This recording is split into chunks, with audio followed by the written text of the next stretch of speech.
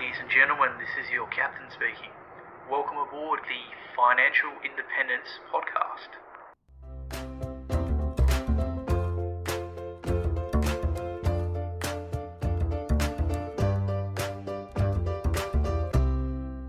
G'day, and welcome to another episode of Captain Fi, the Financial Independence Podcast, where I open the cockpit to some of the best and brightest in personal finance, as well as those who have reached or are on their way to financial independence. Before we get started, remember, nothing said here is financial advice, and you should always do your own independent research before making any financial choices. With that being said, I hope you enjoy the episode and learn something new.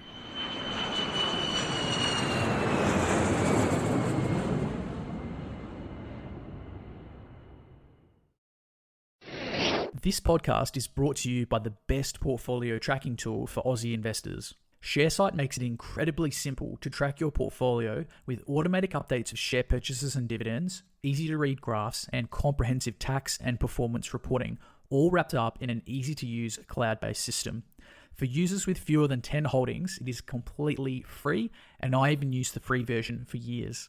Head over to captainfi.com/sharesite-review to see if ShareSite is for you. Captain Fi listeners can score themselves 4 months of ShareSite Premium for free by using the bonus sign-up code in the article.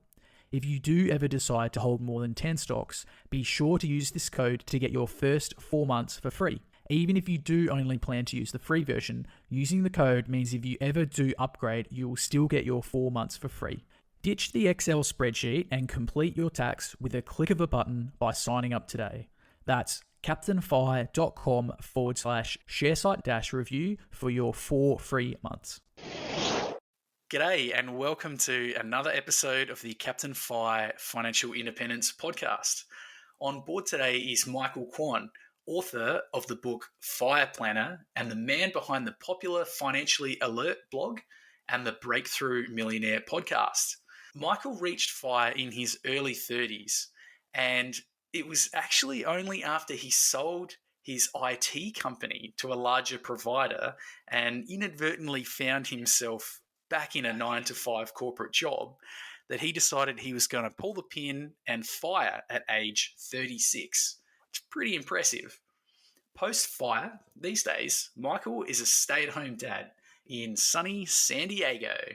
He loves raising his kids, got a son and a daughter, spending time with his wife, and in his downtime, writing, podcasting, and financially coaching his students and readers. And Michael's latest project has been setting up and running a real estate investor mastermind group, which he does a couple of times a month. It sounds like a lot of fun. Michael, welcome to the blog, mate. Great to have you here. How you going?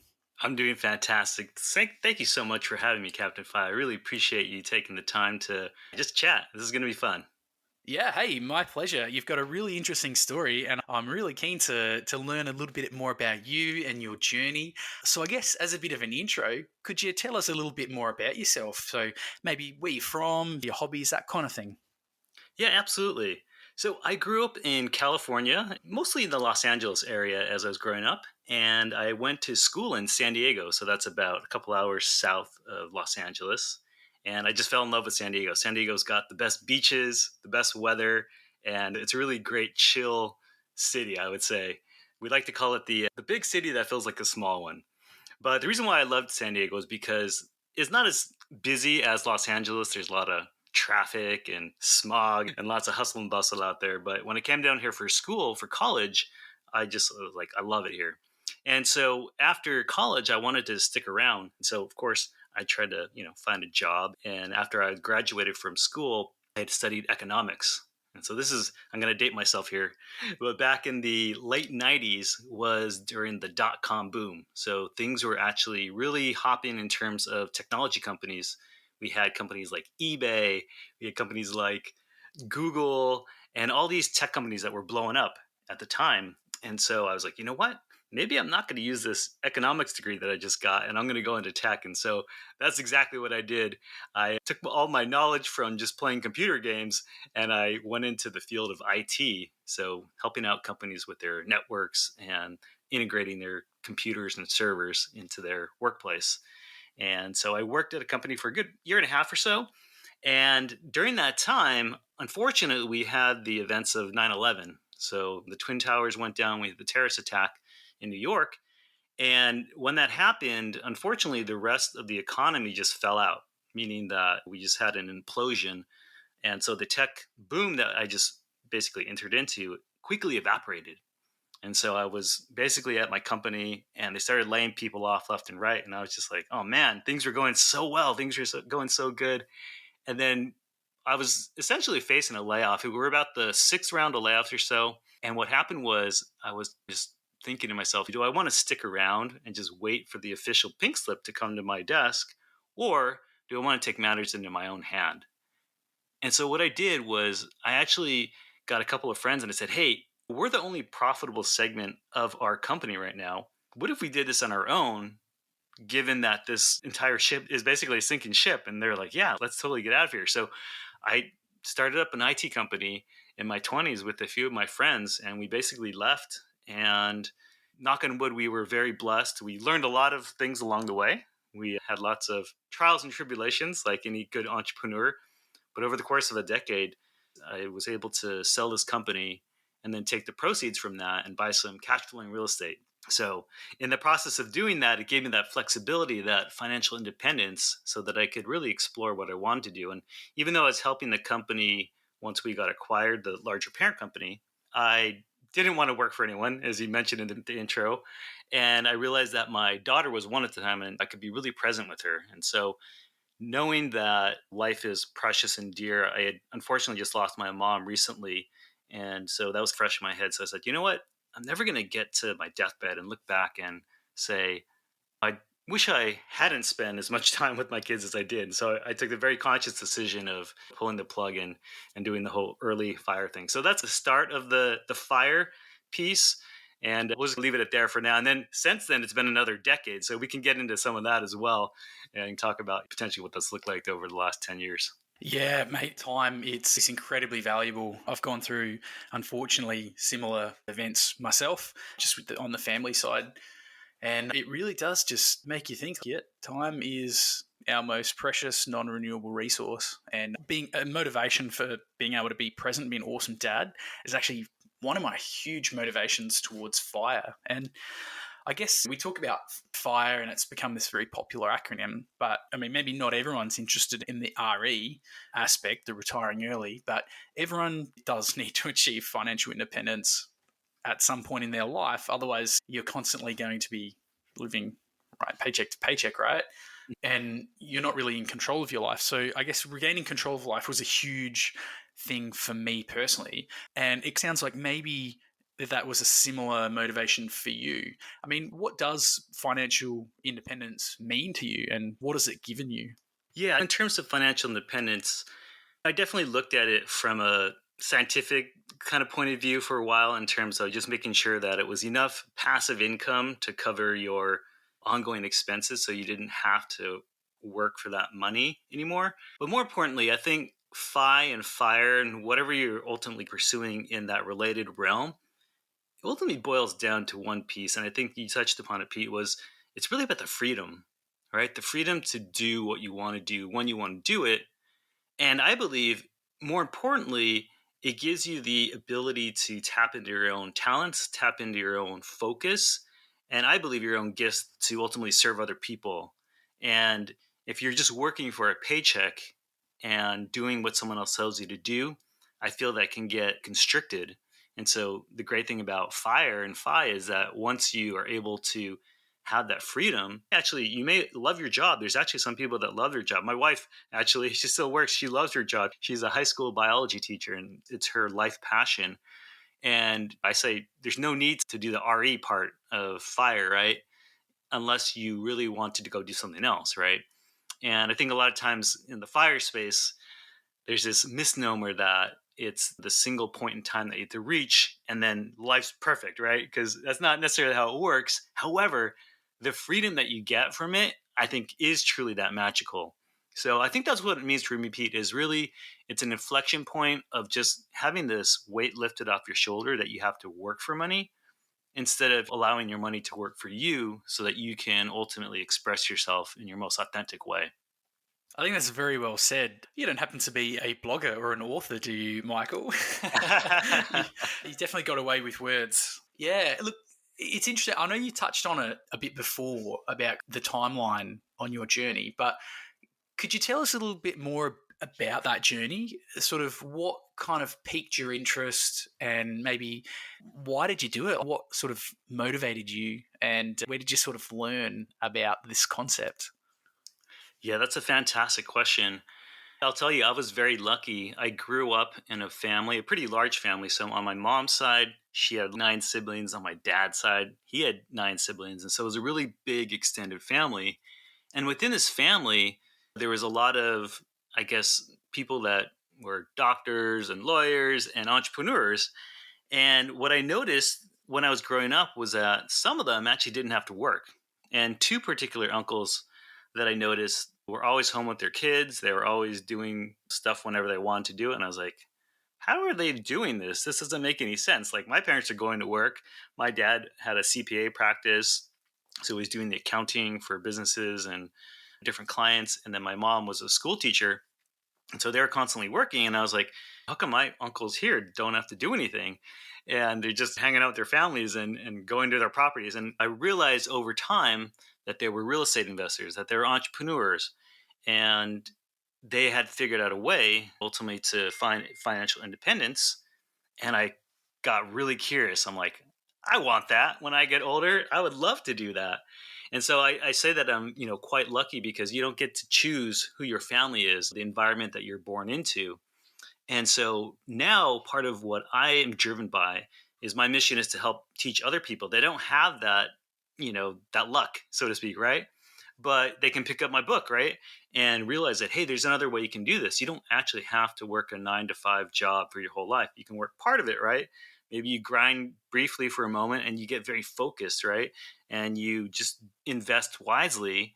You're going to be able to build those assets over time and then have that freedom. And most people don't even realize that they have the freedom. So I think that's first and foremost, is really knowing that it's possible.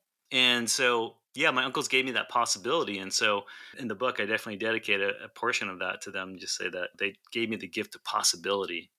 And then from there, I just started learning as much as I could. I started reading different books on investing, real estate investing, entrepreneurship, the whole 9 yards, right? And just getting very curious. And so over time, you start picking up different things and seeing what works and doesn't work. Lots of trial and error as well, right? Stumbling around a little bit. But for the most part, right, if you find the right strategies that are tried and true, then I think you've got a pretty good chance of reaching that fire goal. Yeah, it's awesome, isn't it? And I guess the other thing is you don't have to necessarily do the whole jumping off a cliff fire thing. You can be using that time to maybe initially go part-time, or now that you've got your financial independence behind you, it's awesome to be able to start businesses. It's like this giant safety net or this cheat mode, life on cheat mode. But I guess for some people that they do, maybe they're in a demanding job. Like I know personally, I was in a very demanding job. It was like as a pilot, it's a highly technical role. I was basically a shift worker on call and putting in like pretty much maximum hours. And it became unsustainable for me with a whole bunch of things that were going on. And so pretty much the universe made the decision to RE for me. And obviously since then, I've been working on passion projects and writing, blogging and podcasting. Obviously, maybe not everyone is interested in that, like the kind of stuff that we're doing. But I guess what I'm trying to get at here is after you sold your company, you essentially found yourself back in that corporate role and you're like, okay, maybe this isn't where I want to be.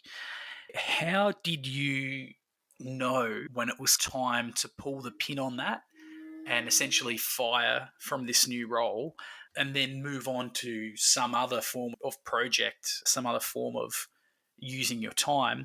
Because a lot of people, they get stuck in this, just one more day or just one more year, just another 100,000 in the investments. How did you know that it was your time to move on? Yeah, that's a great question, Pete. And as you'll see throughout our conversation, I like to say that I have had a very lucky life in the sense that I listened very closely, I think, to some of the signs that were around me. So what happened was, to be honest, it wasn't necessarily that I had intentionally targeted this specific date to retire early. What had happened was once I'd sold the business, I left myself a calculated risk. Either I stay in this company and I grow this new company and I had some equity in there from the sale and I could have potentially done well if the company took off on a national level. Or if I pulled the plug completely, I can pull out all my equity and go along my merry way. So I had two different possibilities. And what happened was over the next 2 years while I was at this new company, it became very clear quickly that the company that I was working for wasn't quite up to snuff in terms of integrity and or just common decency. What I mean by that is, I'll give you an example. It's pretty sad, actually. They took the company entity that we had, which was a corporation, right? And we had an impeccable credit. So we paid our bills very timely, every single time on the spot, maybe even early sometimes. So the company that acquired us, they were quite the opposite. So they actually would pay their bills late, even if they had the money. They would string people along. They would say things that were flat out lies. And so they would basically buy a bunch of equipment with the company that they acquired, like our company that they acquired. And essentially they bought, I think, $500,000 of computer server equipment, network racks, networking equipment, whatever it was. And then they just didn't pay the bill. And so they eventually just bankrupted the company. And so that's borderline fraud, essentially. So the reason why I tell you the story is because I quickly realized that, you know what, there's no way I'm going to work with people that have no integrity, right? This is completely opposite to like how I operated.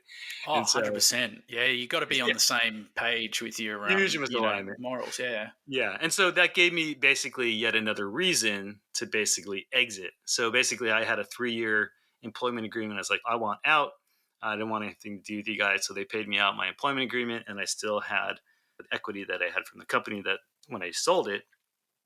And so that was an additional catalyst on top of me just wanting to be home with my daughter. So I just look for what my gut's telling me at the time and might say a prayer here and there and just say, okay, whatever the right path is and let it fall into place. And that's how it happened. It just fell into place. And then even then at that point, it was like, I think we had like maybe $1 million and change, like 1.3 million or something in assets or whatnot. So it was at the time, this was, talking about 2013 or so. And so it was a decent chunk of change, but it wasn't a huge amount. Right.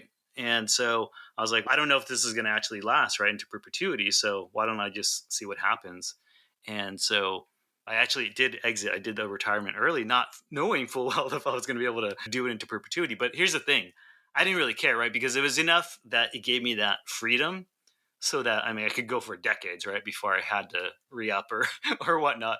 But thankfully, I was able to hit on a time right before we had a great bull run with the markets and real estate and whatever else. And I've been able to do decently over the last decade or so. It's awesome, man. It's funny how sometimes like the universe, I know it sounds a bit spacey, sometimes the universe and just life, it does move you in a certain direction and things just fall into place. It's interesting that you even say that though, whether you can do it in perpetuity with 1.3 million. And I'm just sitting here going, oh my gosh, 1.3 million, of course you can. But I suppose it all depends on your burn rate and what standard of lifestyle you're accustomed to. Mm-hmm. And there are so many layers upon layers of like safety factors when it comes to fire. If you did want to RE, things like if you have a partner that's working, okay, that reduces risk because there's still income. You can always get a job in the future. You can always tighten your belt. Yeah, I've just found that there are so many like different tweaks and behaviors you can make, even if that's choosing to work 1 day a week in a relatively low skill role. You're not going to starve, not when you've got an awesome investment portfolio behind you. But look, Michael, that's probably an awesome segue into my next question, because when I look at my plans for the future, I feel like you're trailblazing a path that I have been planning to take. So I guess I'm keen to hear about your transition going from entrepreneurship and creating your IT business and then becoming an executive to then basically leave all of that responsibility and some might even say status behind to become a stay-at-home dad. How was that transition? I love that you asked that question, Pete, because it's really something that is, I think, unique to people that do the early retirement piece in the sense that it's a total shift of identity. So what you just said exactly was the case. Like I was going into an office, I had a team of a dozen people that reported to me and so forth and so on, right? And then the next day I'm home with my daughter changing diapers and have the TV on in the background. And it's a completely different life, right? And because you're so used to what you did before, this is context that it's like your brain can't quite register it, right, for a while. And so I had to do a lot of soul searching along the way, right? And even before I did pull the trigger, it definitely took some time to figure out what I wanted to do going forward. And so I definitely wanted to definitely manage the portfolio, manage my real estate investments, things of that nature, and make sure that those were in place. But even then, there's a ton of time beyond that. And so part of what I found myself doing was missing this connection with other people. And even though I loved obviously being home with my daughter, she was one at the time. And so there's only so much that I can wrap my brain around in terms of I wanted to still grow intellectually as well. So I started blogging. That was the reason for the blog, was because I was like, I need to get back out there and just share something. And I got to be honest, like when I did that, I was actually very fearful because I didn't really want to put myself out there. But then I knew I was like, that's selfish because I've been able to do something that I think a lot of people would really love to be able to do themselves. And so if I at least go out there and share these ideas and share the mindsets, share some of the strategies, then that's at least serving someone beyond myself. And so that's where the blog came from. And then from that, the great thing about that is that you start getting connected to other bloggers, other influencers. And that's how the financial coaching came about. That's ultimately how the book deal came about. And all these different pieces that are connected along the way have happened because of that. And so I say that when you do retire early, it's not really that destination, right? It's almost like a new beginning. It's an identity shift to be someone totally different and an opportunity to really dig deep and see what's important to you. And so for me, it was really about exploring areas that scared me. So in this case, it was just putting myself out there on a blog. And then because I was doing it, I was like, forget it. Let's just go all full out. Right. And then I started sharing all of my net worth stuff like you do as well, Pete. And I was like, just throw it out there. Right. And just trying to just give in that sense. And from there, there's always been these new challenges that have come along, even till this day. Now it's like public speaking because of all this blog and the book. Then it became the podcast. And then I got TV opportunities, all these crazy things that I would never have imagined because I was terrified to even get behind a microphone, let alone a camera, Pete. And so again, I live a very lucky life in that I think all of these opportunities, even though they've been giving me so much, I feel like it's really not about me. It's about how can I serve other people with this information that I've acquired over time, and how can I help other people to use it for their own lives so that they can enhance their own life and ultimately create impact in their own life and create that ripple effect, so to speak, the fire movement, right? It's a spreading the fire, so to speak. Yeah, I love that that's your takeaway because that's it. Once you have enough for yourself and arguably like your family, yeah, it does feel like what are you going to do with all this extra time and this extra money? And so helping other people does become the sort of logical next step. And yeah, I mean, you hear it so many times that FIRE or financial independence is just the beginning. You have this existential crisis. You have to reinvent who you are. I know I had to really think about, oh shit, what do I do? Who am I? What do I want to be doing? What are my principles? And yeah, it's this amazing, it's a difficult thing, but it's this amazing thing that we actually have this opportunity for. And yeah, and it's, you just want to help people. You just want to spread the news, don't you? So I do want to talk a little bit about how you're doing that and the FIRE planner, but just before that, I like to close off this little section and I guess just maybe talk about some of the drawbacks and challenges that you've faced in what's now over a decade of early retirement. Yeah, that's a great question. I even wrote an article, I think, at one point, this is now a few years ago, called The Dark Side of FIRE, right? And so I definitely talked about that identity shift and trying to figure out who you are, what do you stand for, what's next, what's important to you. And Also, when you put yourself out there on a blog, right, there's going to be people that support you fully, and there's going to be other people that just say a bunch of crap, right? So I don't even read the comments when it comes to certain publications or whatever, for good reason. I think that's just comes with the territory.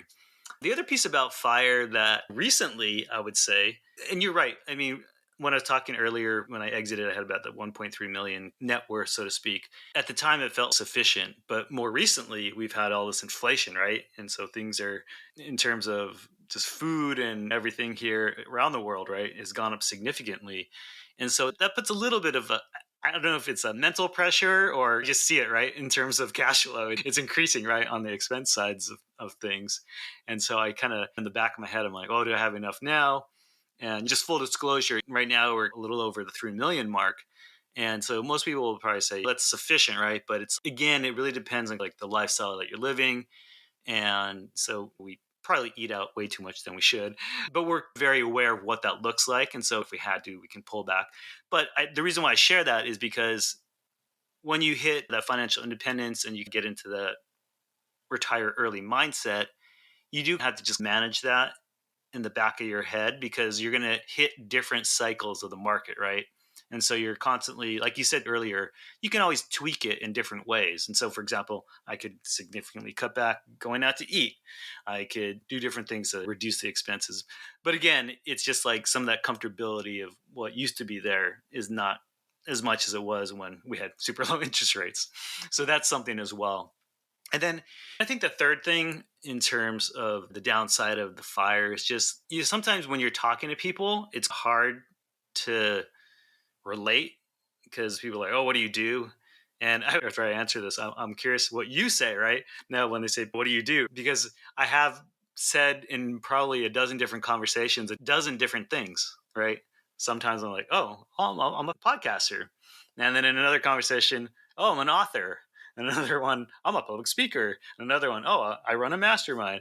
And then the other one's, I'm a blogger. I'm a stay-at-home dad. I'm retired. I'm semi-retired. All these different identities that you kind of take on, right? And so Yeah, I love this it. is kind of funny, right? So it's identity crisis, I think. Yeah, which hat are we wearing today? Exactly. What about you, though, Pete? Do you typically stay consistent when you're going out there just talking to people and how you introduce yourself? Yeah, look, it's been a challenge. So initially, I just guess said, look, I'm just taking a bit of time off. So a lot of my friends and family, obviously, they knew my flying career. It took me pretty much all over the world, and for pretty much most of it, I was away from my hometown of Adelaide, and so it made sense. I look with family health issues, like parents with terminal cancer. It was like, hey, I'm just going to take a break, and I've got some savings. Don't have to worry about it. And then, people are like, oh, so it's been 18 months. He's still just having, when are you getting back into flying? And so for some of them, I do say, hey, look, I have started a couple of websites.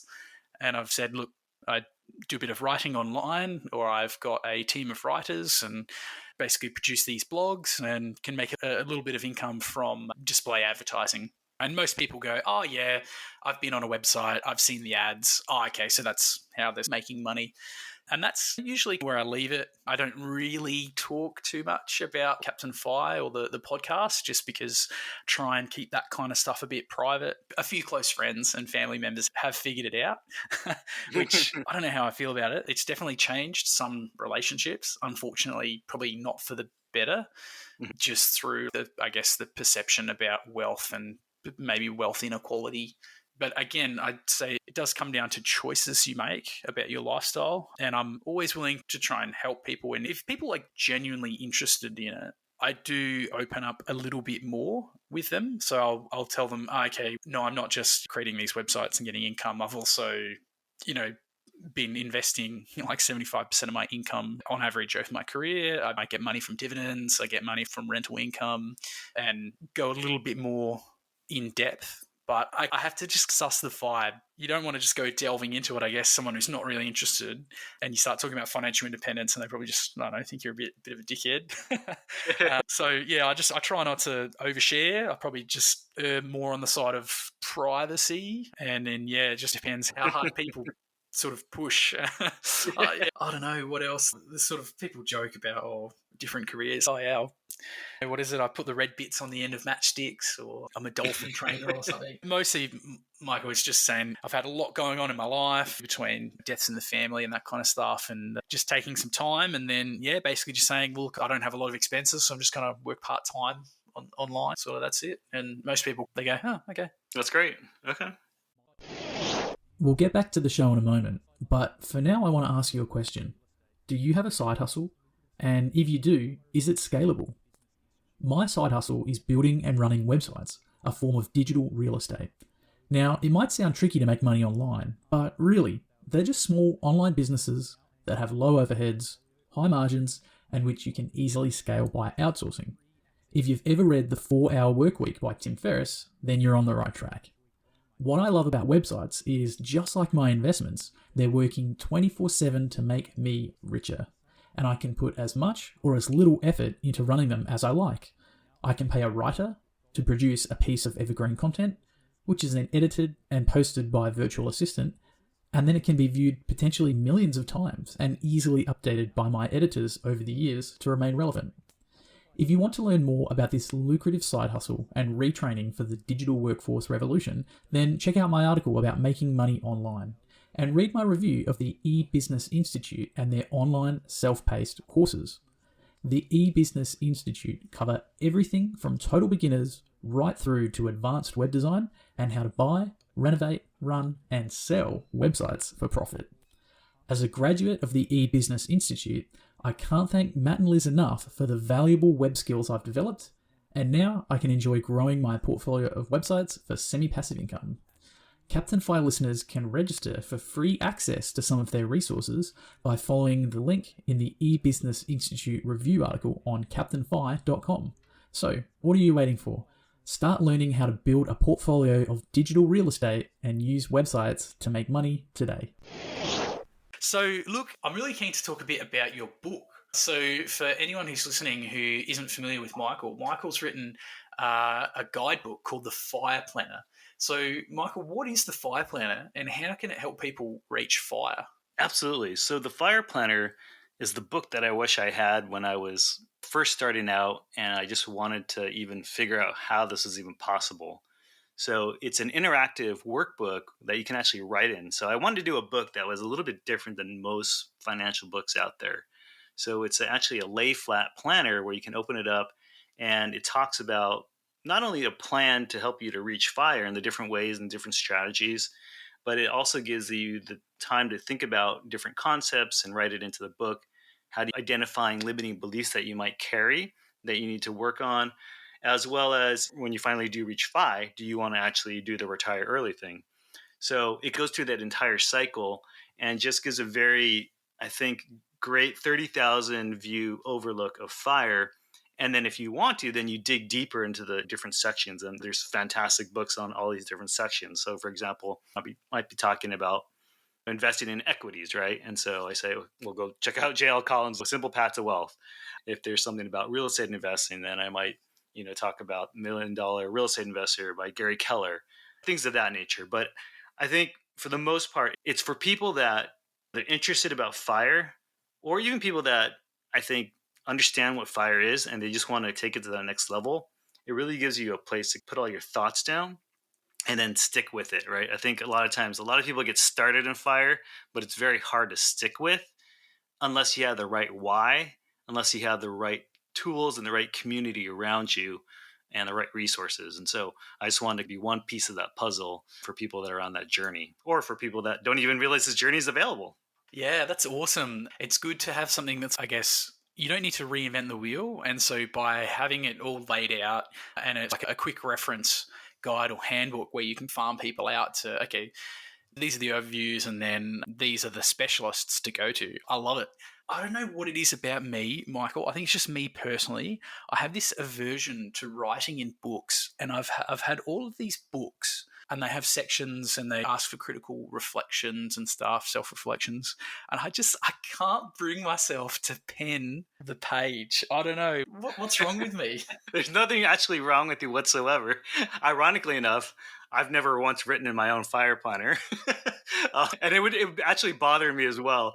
So, but here's what I have done in the past, because actually I don't like messing up my books either. But here's what I've done in the past is I'll actually scan a picture in and then I'll write on it digitally. So that's the way you could do it. Or you could literally just make a photocopy of it and write on it physically. I used to do that as well as a kid when I was like had specific things I wanted to take very specific notes on. Yeah. So but I've never actually been one to actually highlight, but I know a lot of people do. And that's the reason why I created this way for people. Yeah, no, it's good. So where can people get a copy? Yeah. So the easiest way is to find it on Amazon.com, but there's also, you can find it at some Barnes and Noble stores in the United States. Internationally, I believe there's some places also on Amazon, because I think they have Amazon International, their websites. And then there's also a Vietnamese version as well as a French version that just came out. And I think those are specific to those respective countries. So, oh, wow. Vietnam, and then I'm assuming France somewhere you could pick it up. But I don't know the details of that because the publisher hasn't given me all the details yet. So I don't even know how to share about it, other than I know that they exist. And I've gotten one copy of the Vietnamese version, and that was interesting because I have no clue what it says, but it looks cool. There you go. Actually, Adelaide has a very high Vietnamese population, so you might be getting some sales down here, mate. I'm definitely going to grab a copy and check it out, and I have to do a review for the blog.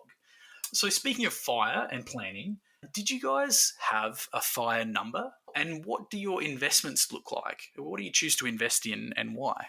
Yeah, that's a great question. When I was first building my company and starting to invest in real estate and build my portfolio, in my head, I didn't have necessarily a specific number, but I knew that it would have to easily cover our ongoing expenses and then some, right?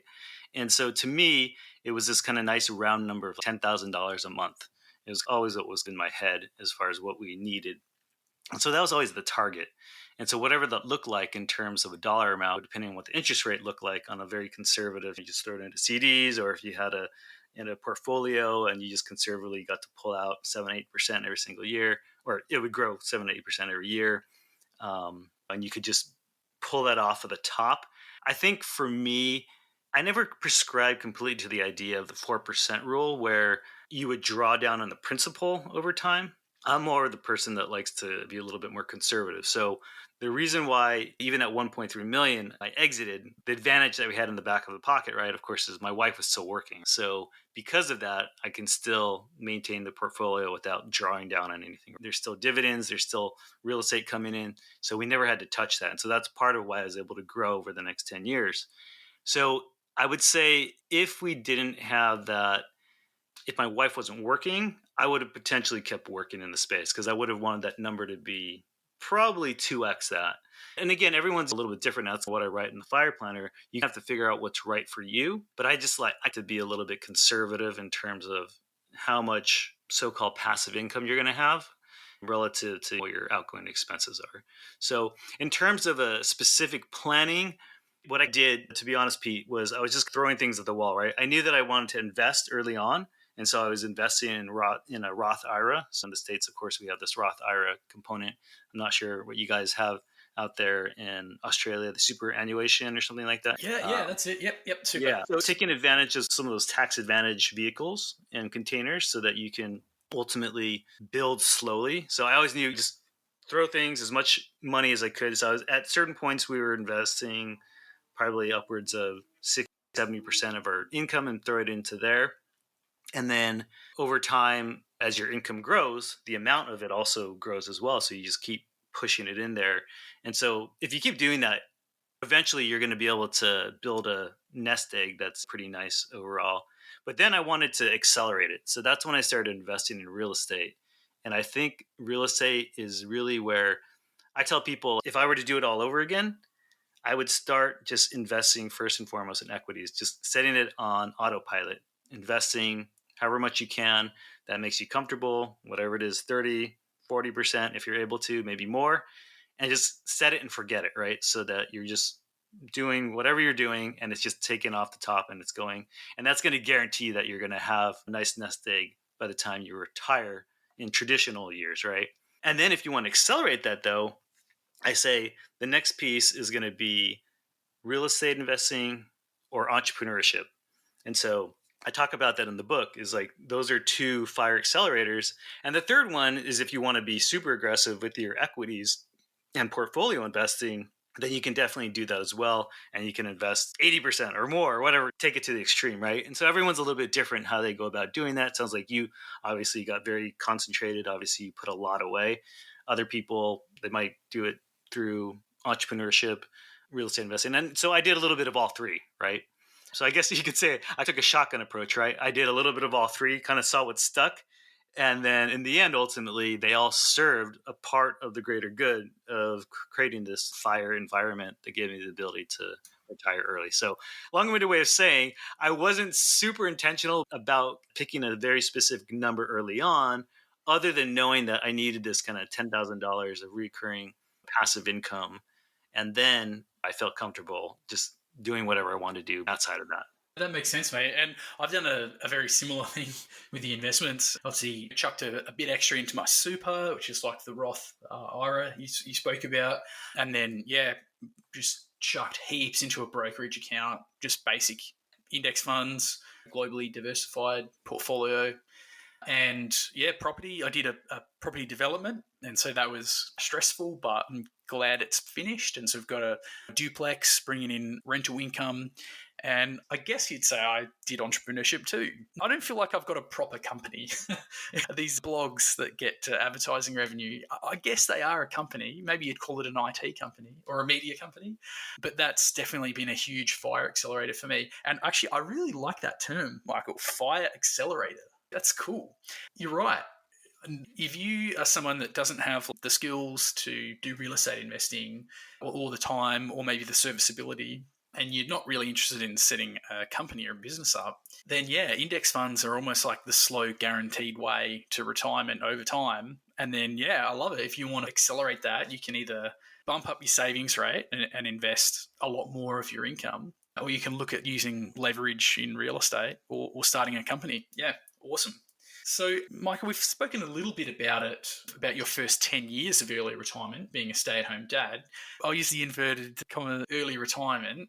What does that look like for you now? Because obviously you've still got your kids, but now you've got obviously the podcast and you're doing the property mastermind.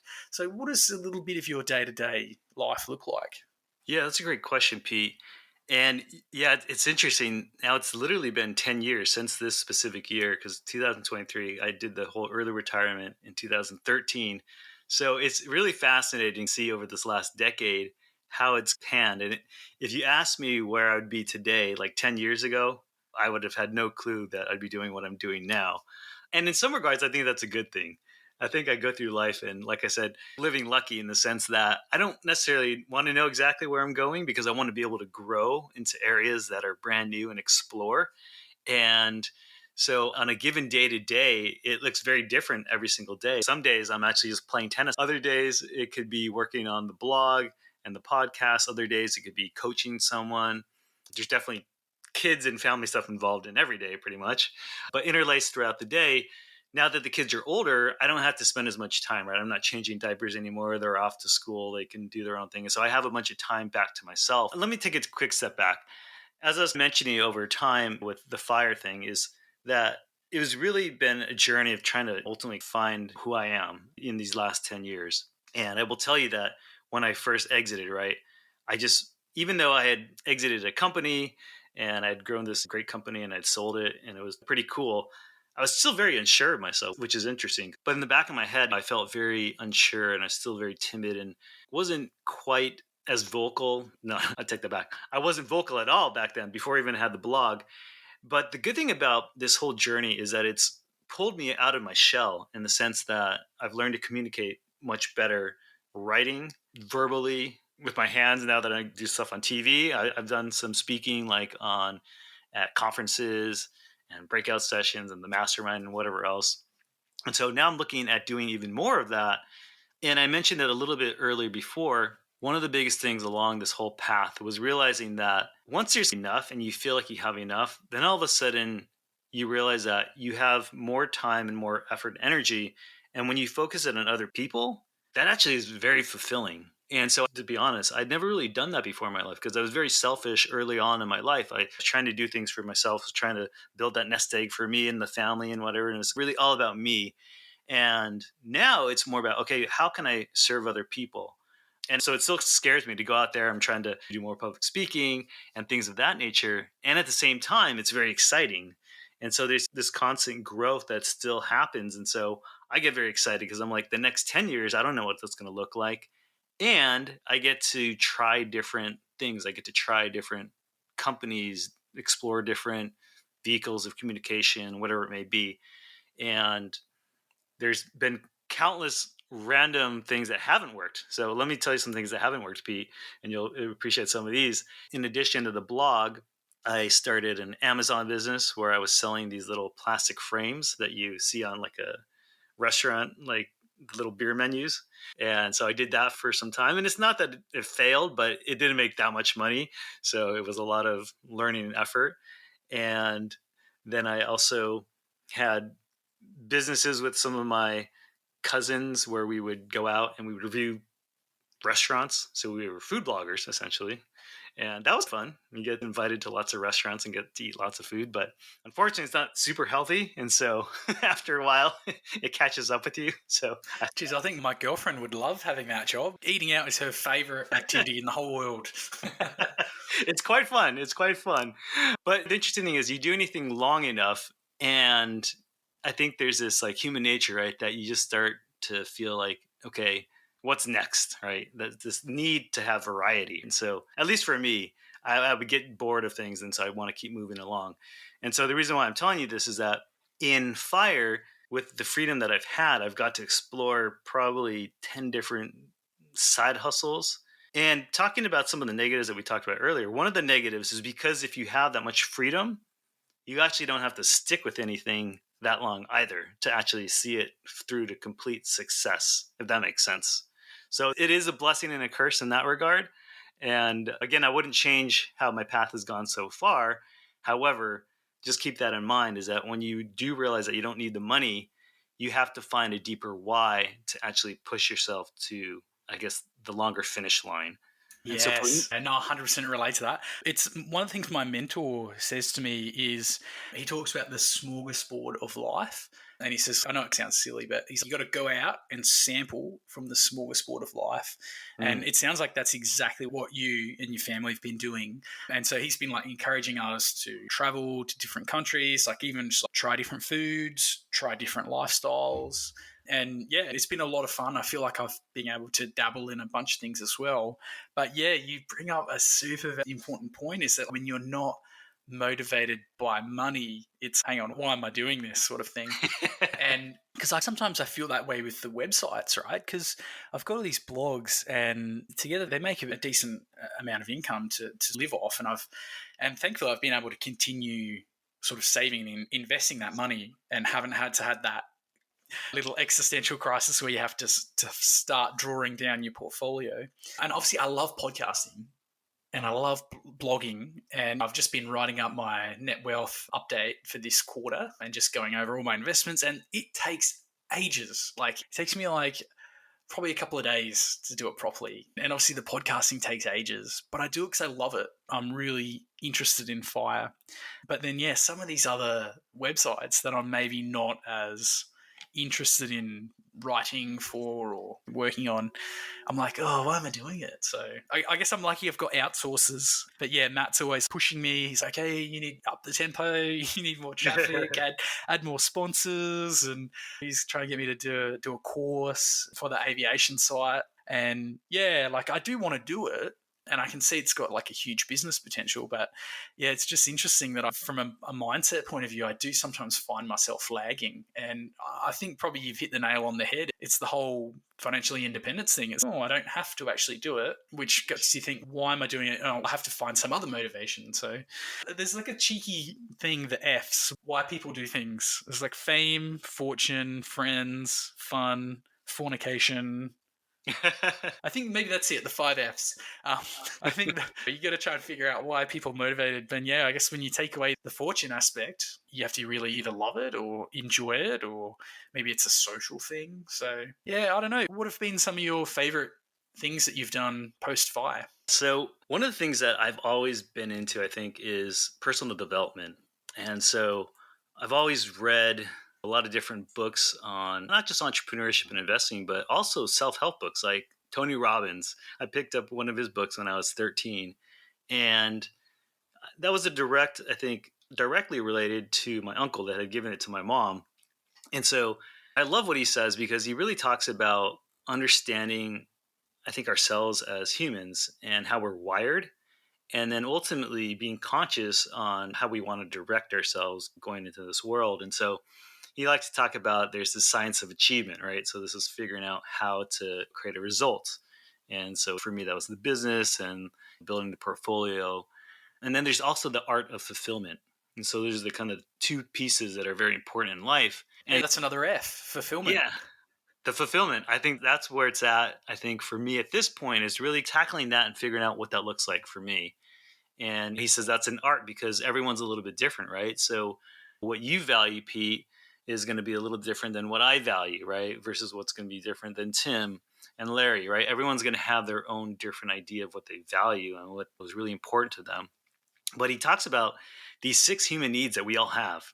And it's really interesting. He says, first and foremost, we all have this need for certainty, right? We all have the need to want to know that there's a place for us to live, a place for us to go and eat and be comfortable, right? There's this need for certainty and consistency that's, everyone needs.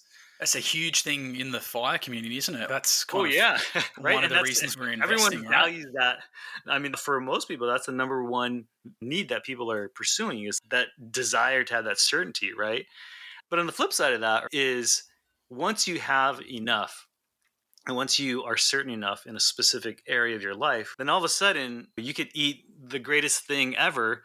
But after a while, there's this law of diminishing return where the 5th bite of your amazing steak is not going to taste as good as the first bite, right?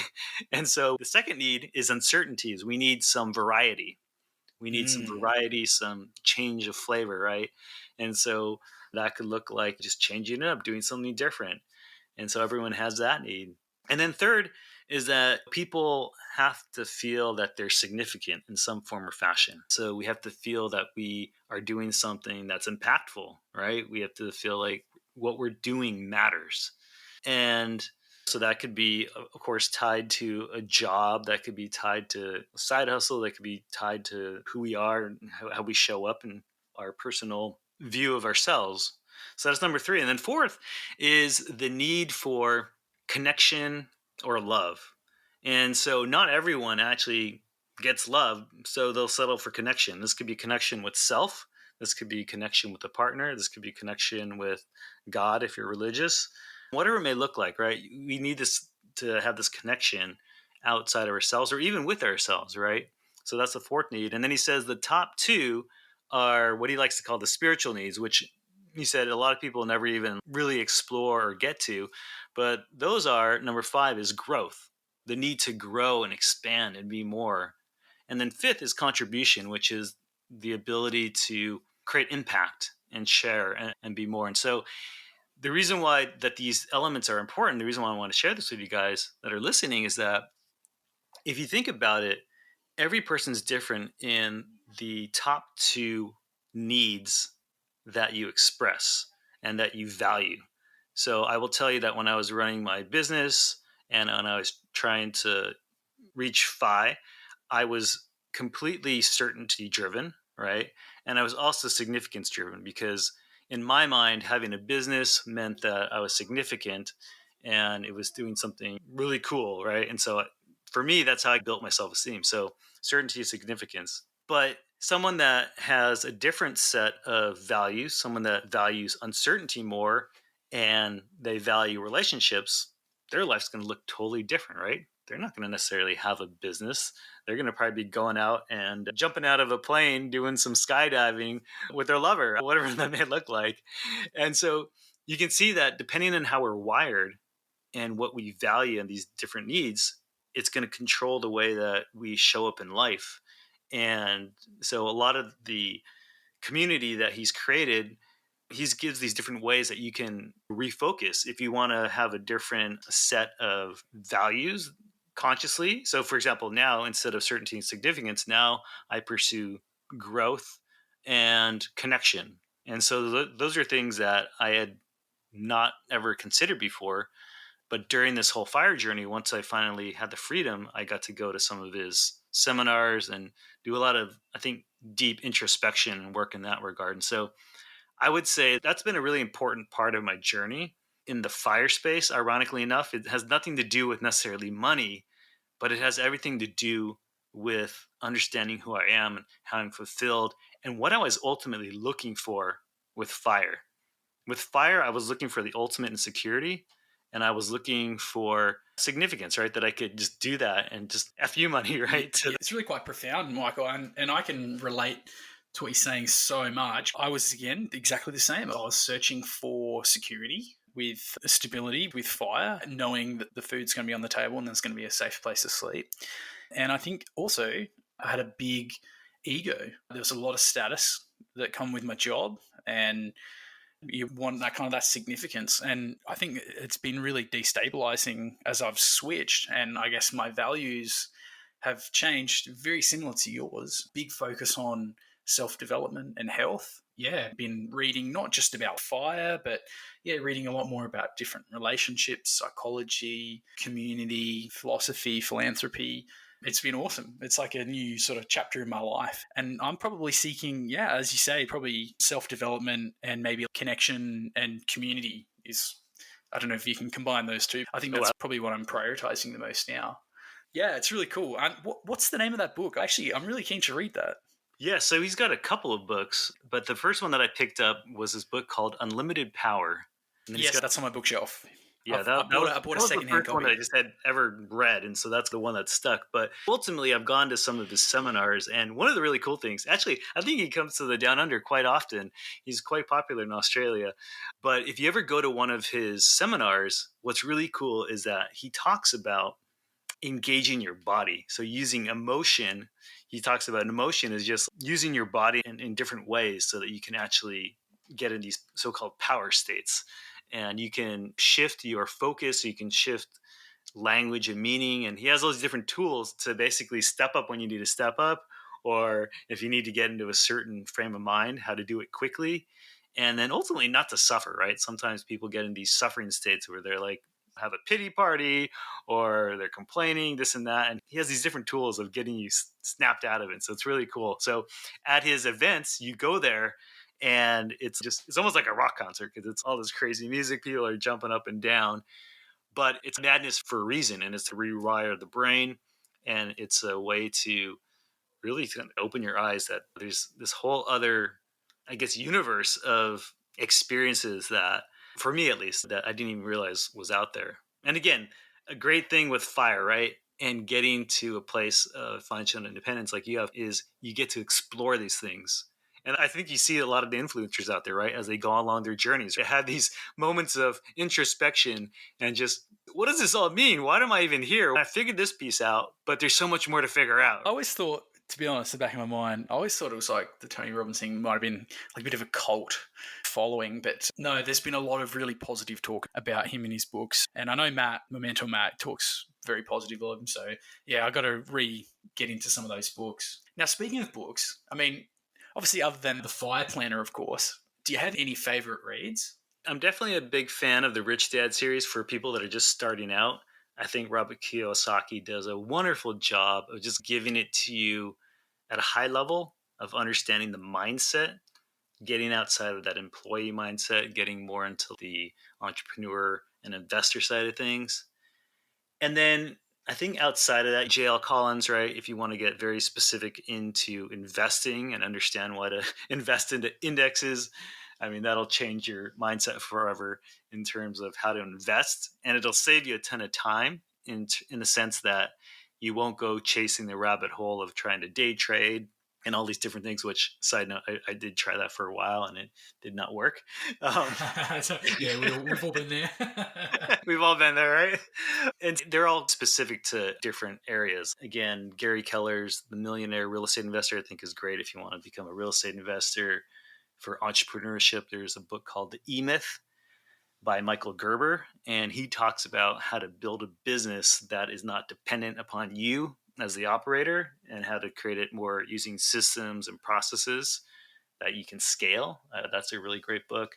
And yeah, there's so many good books out there.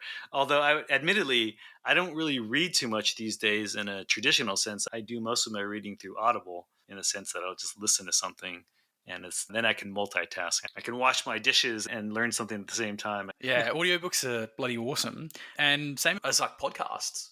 So obviously, other than the Captain Fi Financial Independence podcast and the Breakthrough Millionaire podcast, which are clearly your top favorite ones, right? Indeed. What else did you put out there that you listen to that other people might enjoy? Yeah. So first and foremost, Captain Fi. Second, Breakthrough Millionaire. Third, I would say School of Greatness. I love that one. Lewis Howes does a great job of bringing in really bright minds and just having conversations with people.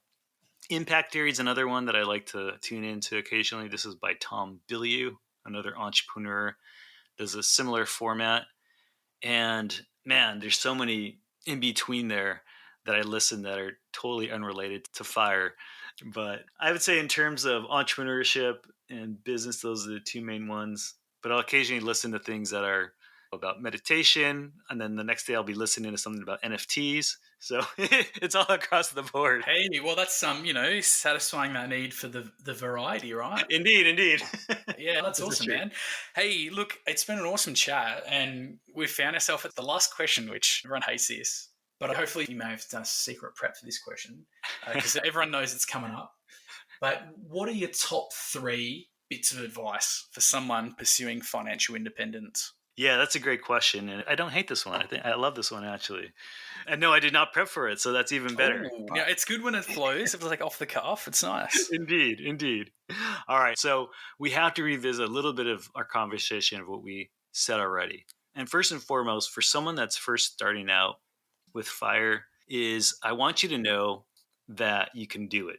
Plenty of people have done it before. It's not something that's brand new. Even before the term FIRE existed, my uncles were doing it before them. Other people were doing it. And so the strategies and the blueprint of how to do this is out there. Pick up a copy of my FIRE planner. It's in there as well. And first and foremost, though, once you realize that it's possible, you have to realize that you're worthy to go out and be able to pursue it. A lot of times people say, okay, great. I understand that it's possible, but who am I to go out and pursue FI, right? This isn't the card of the hand of poker that I was dealt, so I can't play this terrible hand of cards in my life. And I say BS, right? That's simply a story that you're telling yourself. And the truth is that if you can listen to this podcast, if you can think, if you can grow, you have the ability to go out and create this for yourself. And then the second piece is you need to find a really compelling why, right? Why are you even doing this, right? We talked about it on this podcast. What's important to you, right?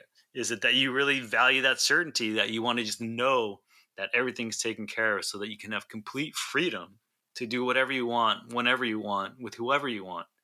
I think that's a pretty compelling reason, but everyone's different, right?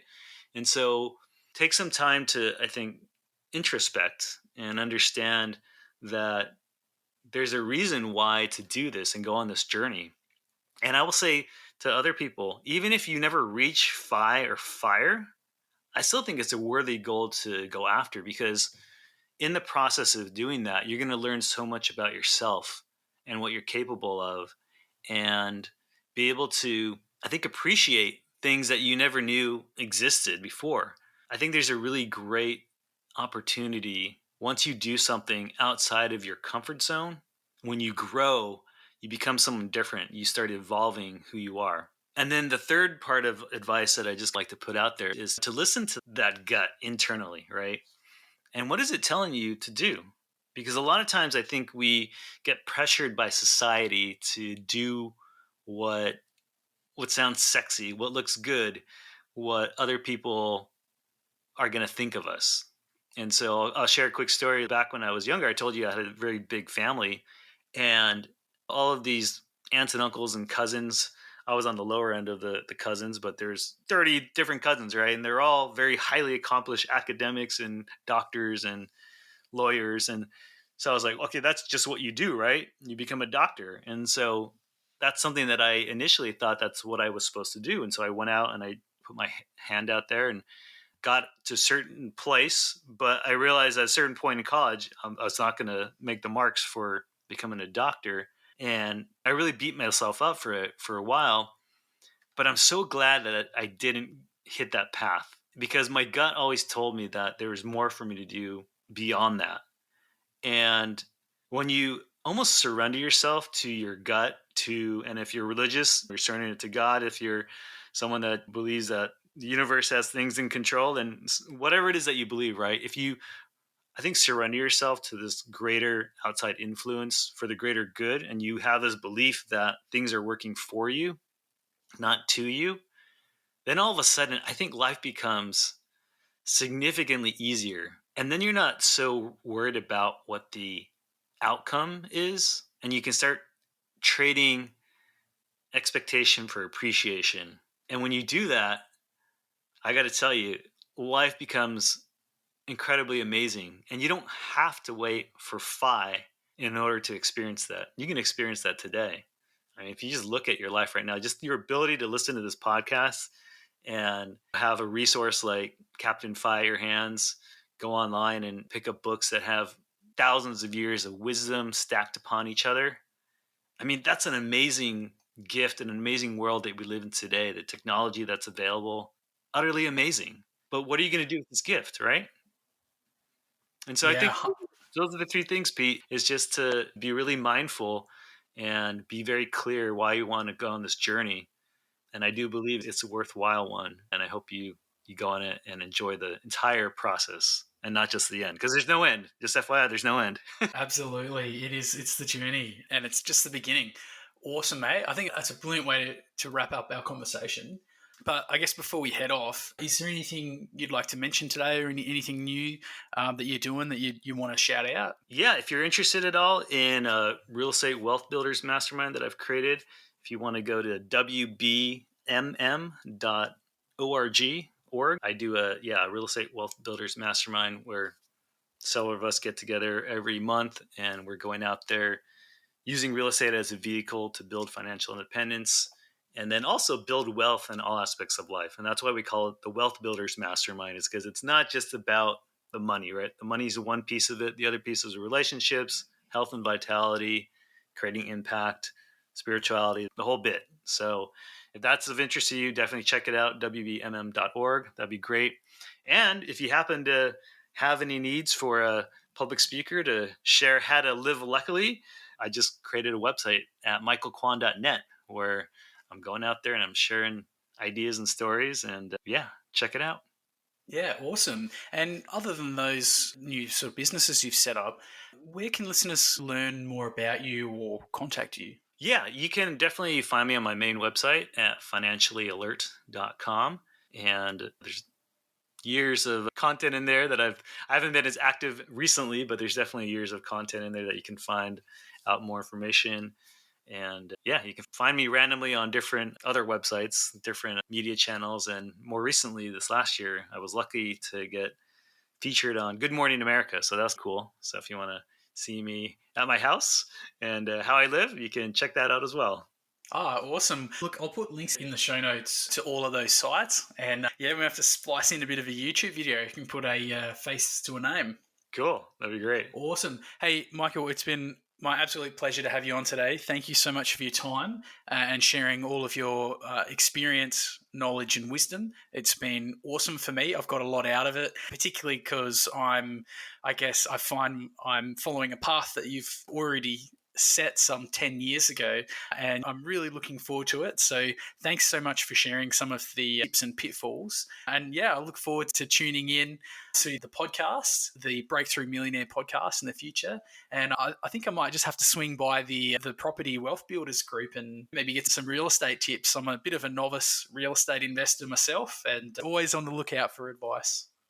Awesome. I love it. Thank you so much for having me, Captain FI. This has been fantastic, and your listeners are awesome. So thank you for having me, and I look forward to listening to more great guests that come after me, and looking forward to following your journey as well. You've got a bright journey ahead, Pete, and this is just the beginning. So excited for you to embark on this as well. Hey, me too. Thanks so much, mate. We'll chat later. Sounds good.